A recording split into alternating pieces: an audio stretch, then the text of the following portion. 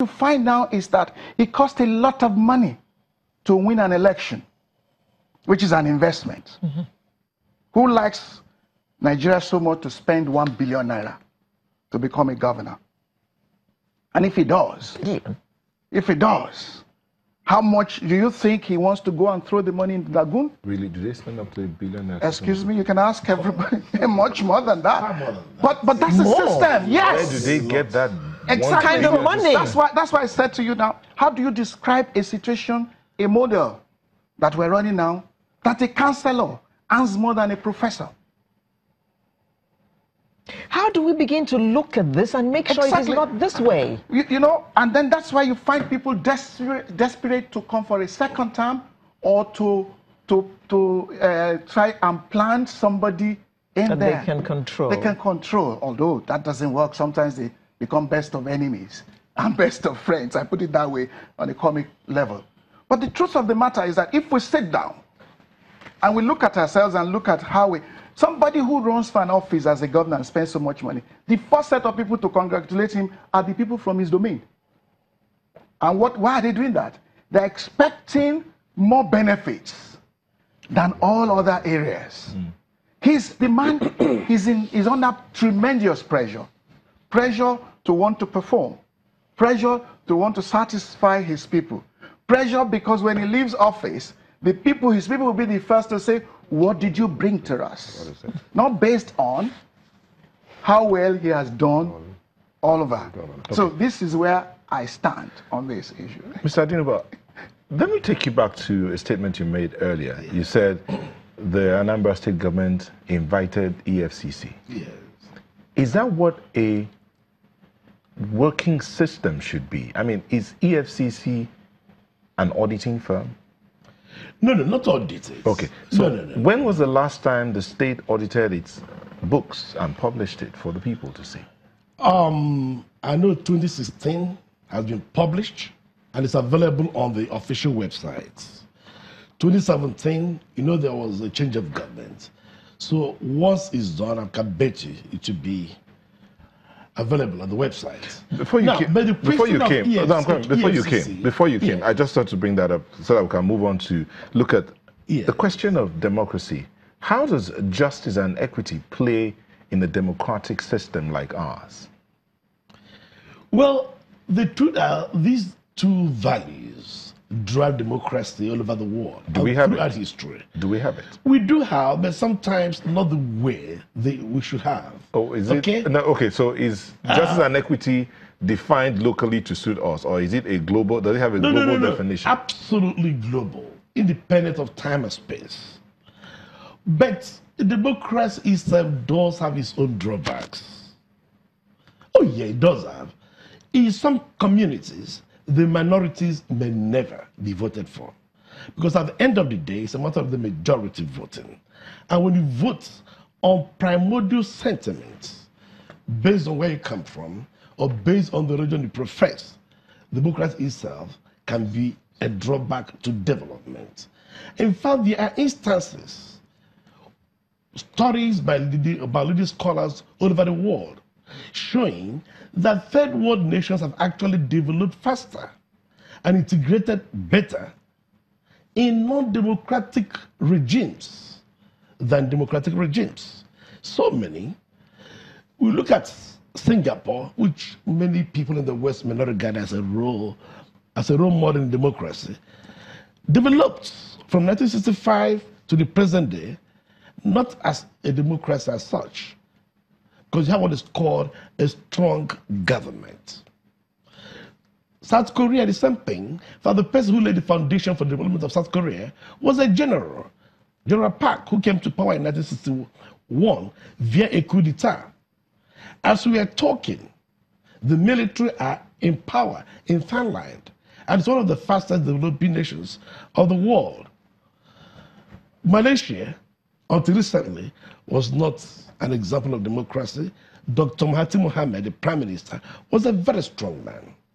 The military were in power in Taiwan until recently, a few years ago, and Taiwan developed.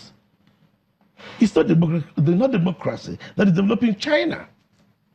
China is no democracy. But like the example we always fall back on is the U.S. It's a democracy. It has to do with our old history, the Anglo-Saxon tradition. Okay? But beyond that, yes, it has to do with our own history. Many of us were trained in the UK and in the US.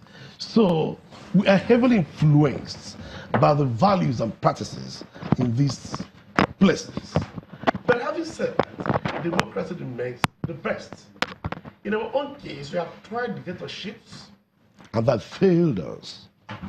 So democracy may not give you the fastest form of economic development, but it gives you dignity, which is extremely important. But who is getting the dignity? The people or those in the corridors of power? Because it looks like in this case, it's those in the corridors of power that are getting the dignity. No, it's the people. I don't want to sound very theoretical, but there is a major work by one of my favorite intellectuals called Francis Fukuyama. Now, the central argument of his academic article and later a book that led to the most important debates among intellectuals in the West for a whole 10 years is called The End of History and the Last Man. He argues in this book that the search for recognition is one major reason why democracy has been growing and why dictatorships have been failing. He gave the example of East Germany, where under the communist regime, the standards of living were very, very high, but the people didn't have the right to elect their leaders. So watching television, they saw their brothers and sisters across, that is in West Germany, voting, deciding who would lead them and who would not. And they wanted to be like them. So the search for recognition is one of the two engines that drive human history, human progress, human development over these centuries. So you are allowed to vote for the person you want, and that gives you recognition as a full-fledged human being, as a citizen, not just a statistical figure. Oh, you are just there. But no. Sidon, is that true in our environment? Well, it is true. We have seen other people see governments in courts and have won. We have seen military officers being sued by ordinary citizens for brutalizing them, and they were asked to apologize, and they had to. So this is very, very important. But I agree that when you have human dignity, but you are poor, then that's not the kind of thing we're expecting. What? Human dignity must go with a certain level of economic power, empowerment. To what level? When you say some people have sued government and they've won, yes. What's the journey? What's the process they had to go through to win those cases? Did you ever take that into cognizance? Well, I know there are a couple of things wrong with our judicial system. Nobody can dispute that. I think our judicial system has to be reformed, and already some reform mechanism has been put, the process is on.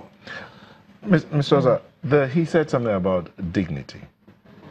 Have the Nigerian people received any form of dignity since they began practicing democracy? If I may differ with my brother here, I've not seen anything dignified in human beings in this country based on illegal, which I may refer to as legal fanaticism in the country, where the commoners are hauled into jails because they don't have what it takes to win cases. And that still borders down on not the moral speeches. You're even taking it too far. Yes. Let's start with a leader is going on the road. Because he's going on the road, the sirens are blowing, and you have to get out of the way. If you have to jump in the gutter, that's your problem. That is what I'm still saying. A thing as basic as that. It still borders on... The leaders are lording it over the people. Yes, Meanwhile, they're supposed to be the servants of the people. It still borders on the model. Okay. The model propels kind of administration that we have inequality today. So that, no, hold on. Right, We'll take a moment, we'll come back, and then we'll look at the propelling force of the model. Please don't go away.